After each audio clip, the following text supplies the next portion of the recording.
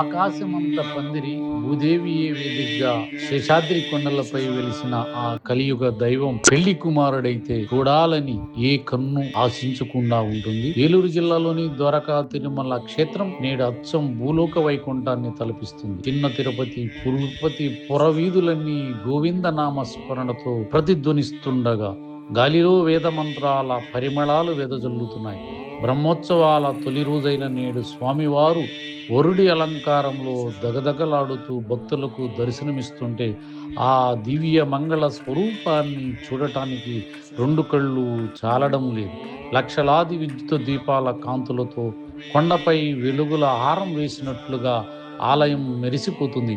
అంకురార్పణతో మొదలైన ఈ 8 రోజుల దివ్య యాత్ర భక్త కోటిని భక్తి సముద్రములో ముంచెత్తటానికి సిద్ధమైంది.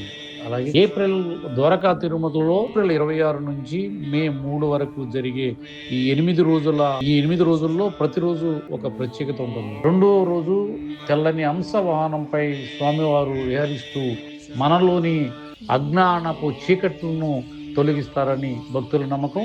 మూడో రోజు ముత్యాల పందిరి కింద స్వామివారిని దర్శించుకుంటే మనసులోని తాపత్రయాలన్నీ మటిమాయమవుతాయి అనేది భక్తుల యొక్క విశ్వాసం. అలాగే పరాక్రమ రూపం నాలుగో రోజు సింహవాహనంపై ఉగ్ర నరసింహ స్వరూపంలో స్వామివారు భక్తులకు ధైర్యాన్ని ప్రసాదిస్తారని భక్తుల యొక్క నమ్మకం. అలాగే ముఖ్య ఘట్టం జగత్ కళ్యాణ వైభవం ఏప్రిల్ 30వ తేదీ జరుగుతుంది. ఈ ఉత్సవాలకు ముకుటాయమానంగా శ్రీవారి తిరుకళ్యాణం సాక్షాత్తు శ్రీనివాసుడు పద్మావతి అమ్మవార్ల మెడలో మాంగళ్య ధారణ చేసి ఆ అద్భుత ఘట్టాన్ని వీక్షించటానికి దేవతలు సైతం భూమికి దిగి వస్తారని భక్తుల నమ్మకం.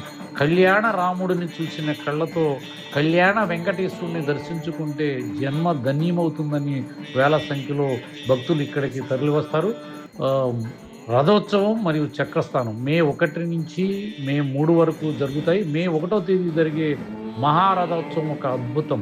వేలాది మంది భక్తులు గోవింద గోవింద అంటూ రథాన్ని లాగుతుంటే ఆ రథ చక్రాల కింద మన్ను కూడా పునీతమవుతుంది. మే 3న చక్రస్థానంతో భక్తుల పాపాలన్నీ కడిగి వేయబడి పుష్పయాగంతో ఈ మహాక్రతు అత్యంత వైభవంగా ముగుస్తుందని తెలుస్తుంది.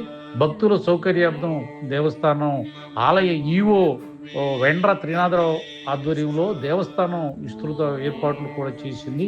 ఎండ తీవ్రతను అడ్డుకోవటానికి క్యూ లైన్లో కూలర్లు, చల్లని కార్పెట్లు మరియు మజ్జిగ పంపిణీ నిరంతరాయం కొనసాగుతుందని తెలియజేశారు. అలాగే స్వామివారి అమృత తుల్యమైన చక్ర పొంగలి, రడ్డు ప్రసాదాలు ప్రతి భక్తుడికి అందేలా చర్యలు తీసుకున్నారు. అలాగే సుదూర ప్రాంతాల నుంచి ఇక్కడికి చేరుకునే ఏలూరు, రాజమండ్రి, విజయవాడ నుంచి ప్రతి అరగంటకు ఒక ప్రత్యేక ఆర్టీసీ బస్సు కూడా అందుబాటులో ఉంది. కొండపైకి వచ్చే భక్తులను చేరవేసేందుకు ఉచిత బస్సులు కూడా సిద్ధంగా ఉన్నాయి. మొత్తానికి ద్వారకా తిరుమల క్షేత్రం ఆధ్యాత్మిక వెలుగుల హారంలా మారిపోయింది. అడుగు వేస్తే ఆధ్యాత్మిక పరవశం, కన్నార్పితే ఆ కమలనాథుని దర్శనం. ఈ 8 రోజుల పాటు చిన్న తిరుపతిలో భూలోక వైకుంఠంగా మారి భక్త కోటికి ఆధ్యాత్మిక ఆనందాన్ని పంచనుంది. శ్రీవారి కృప